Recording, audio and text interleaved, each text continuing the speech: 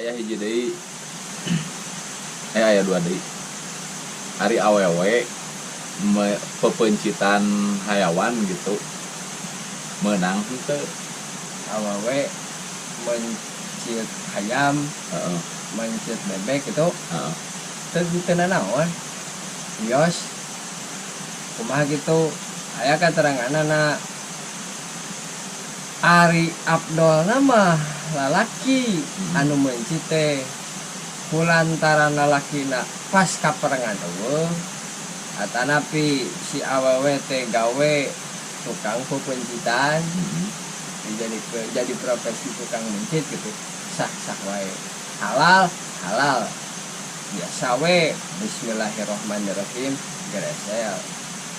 kulantaran tegang ya awewe teh da teu biasa sok kalahkah tapi kasapat tah lamun sapat itu kumaha tah lamun sapat itu hukumna teh makruh jadi makruh tapi bisa didahar oge da makruh bahkan berarti haram makruh bukan berarti anu ieu mah anu aya permasalahan keur dikobong mah pertanyaan teh kumaha lamun teh masih hayawan teh nyempod dina liang tah eta aya hayawan arek dipencit geus apaleun meureun aya bedog eta aya peso nyumput dina liang nah lamun teh mah eta hayawan teu dikaluarkeun bakal paeh di dinya sedengkeun dicolokan teh mung kaluar tah tata cara mencit nah hewan anu sapertikeun kitu pencit we sacarakeun mencitna buburonan kumaha kan dina praktek fikih aya mencit buburonan mencit anu contona manuk kitu tah uncal dipencit teh ku urang teh bari niat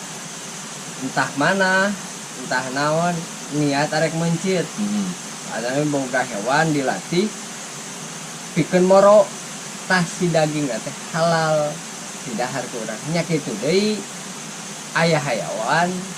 cicing dina lombang hese di betot pencit we sacarkeun buburonan cek saya teh ieu teh cek Imam Ibnu Abbas lamun teh mah supaya katingali rada santrina nya bahasa Arab nanti kieu ma'ajazuka minal baha ini